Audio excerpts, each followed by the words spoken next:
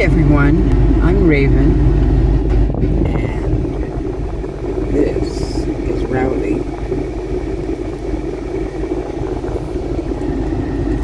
We're going on some life-changing adventures, and we'd like you to come along. Last week I talked about insurance. This week I talk about plans for the future, and as you can tell, I finally got a car. If you're curious, join us and continue to watch.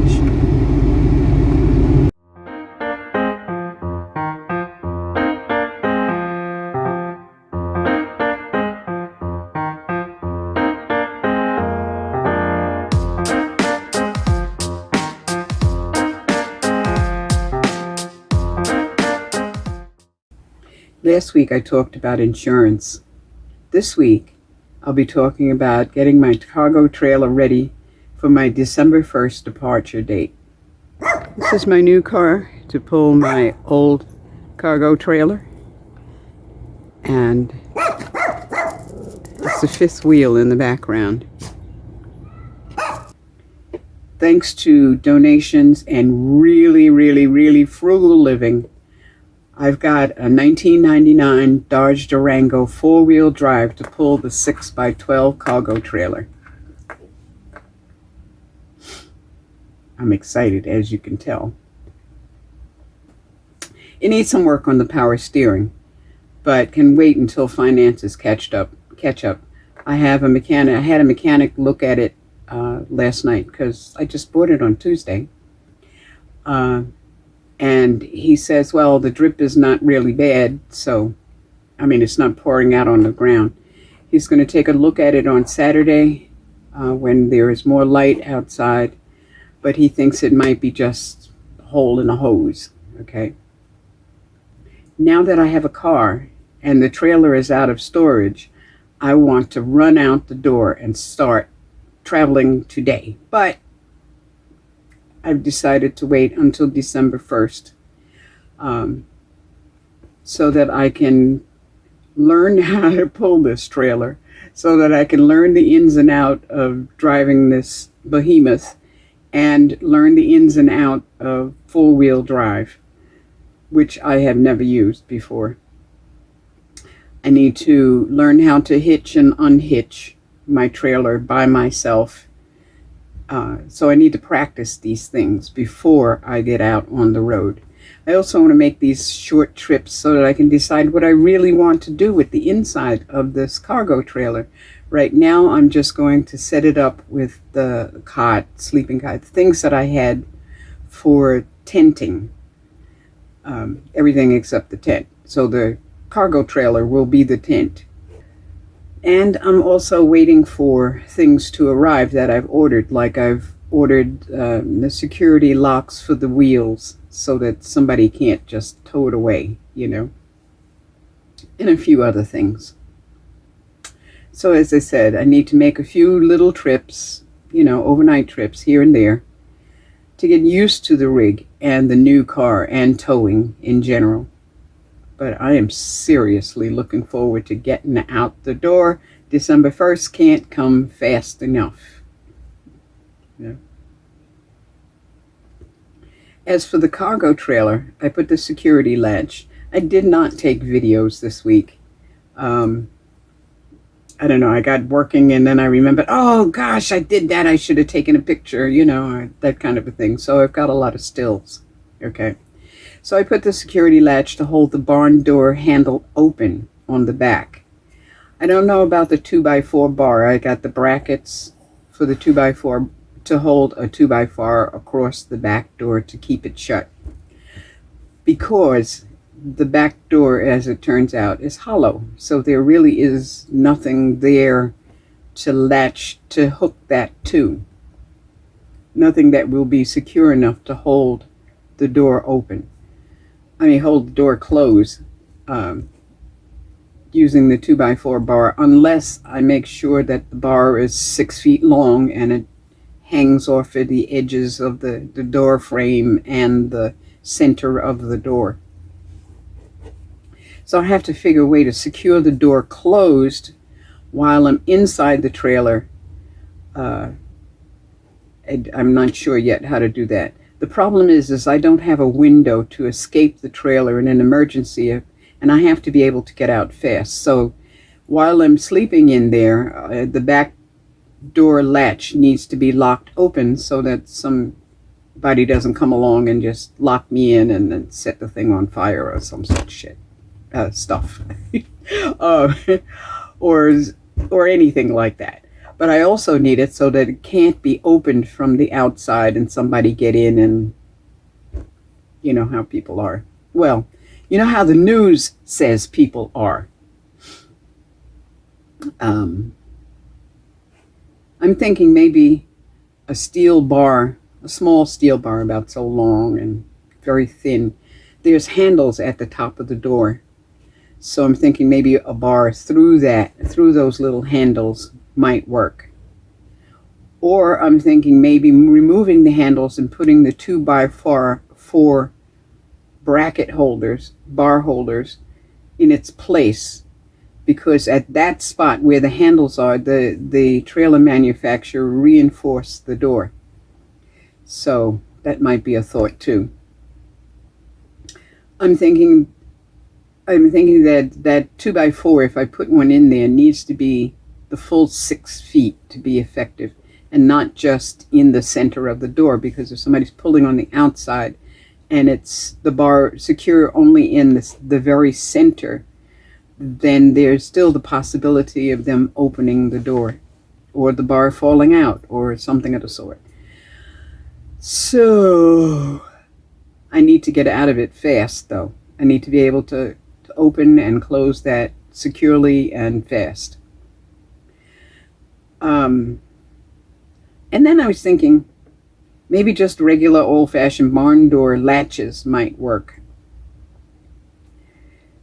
Or maybe a steel bar with like a T-shaped bar with a that'll go through the, I don't know how I would do that. Never mind. I was thinking of maybe a T-shaped bar that would go through the handles, or maybe sit on the 2x4 bracket that has a bar that goes up that would hold it against the top of the door frame. Your suggestions would be really appreciated, you know. Or maybe just hook and eyes might work, you know, barn door type size hook and eyes.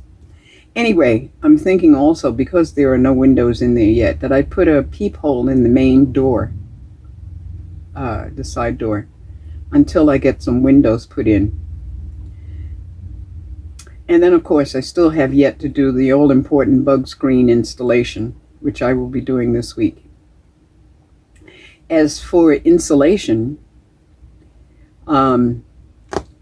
that's another one of those very costly things out there in the world. I'm thinking to hit Goodwill, to get into Goodwill, and get comforters and line the walls with comforters. After all, the Russians, really cold weather.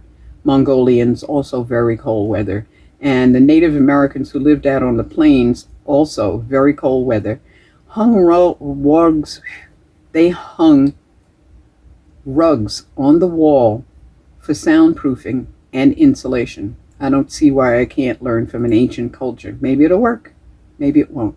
Now, to tell you the truth, I built a yurt many years ago, and I used comforters from Goodwill or whoever it was at the time as insulation in that yurt, and it worked very well. As long as I had the heat going. Well, there was no insulation on the roof area, it was just on the walls. But even so, in the yurt, when I turned on the propane heater, it went from 11 degrees outside to 60 some odd degrees inside in a matter of about 11 minutes. I would think that that would work as insulation. We'll find out. Okay. I'm also thinking that I don't really want to build a bed. Right now I'm going to be using my cot that I used when I was tenting.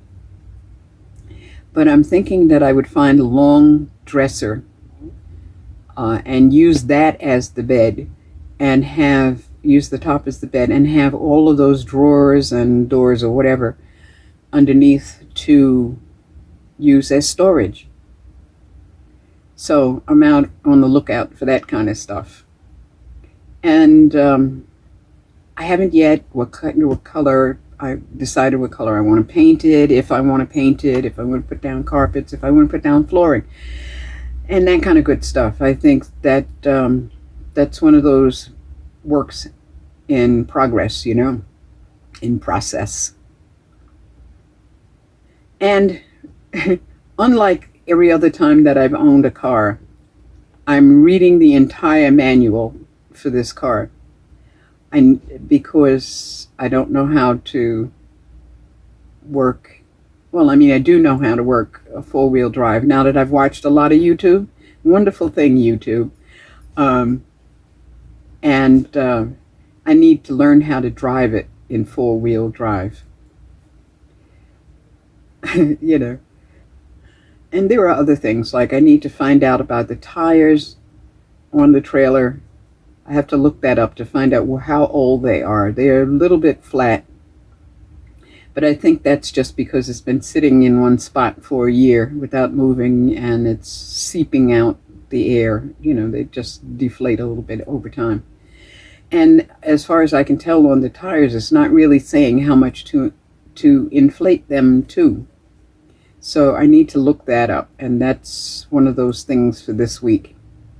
And as I said, the mechanic will look at the car on Saturday. So mentally, I am ready, okay, and almost physically ready to get out there on the road and do the thing and visit all the little town museums and look at all of these waterfalls and go see the Grand Canyon and check out the sky at night. And maybe this time, finally, in my life of 78 years, I will get to see the Milky Way, which is a terrific thing to look forward to. Okay? So, anyway, that's what's going on this week. So, Rowley report. Rowley is doing really good. Rowley sits right here. That's why there's nothing here in this spot, because he sits here. And he gets into this car without a problem. That's really funny, because on my old car, my little car that I had before, the Chevy Sonic, he refused to get into that car. He just really wasn't going to do that. Come on, come on, come on, come on. I know you don't want to go. You don't like the car. Come on, come on, come on, come on. Let's go, Rowley. Come on, let's go. I'm going to have to come pick you up, huh? You don't like the car. Come on. Come on. Come on, let's go. Come on. Come on. There you go. There you go. See that? It's not so hard. Oh, it is it? Okay, well, come on. I guess I have to put the camera down. Just got to pick you up. You know, we had a discussion about that every single time he had to get in that car.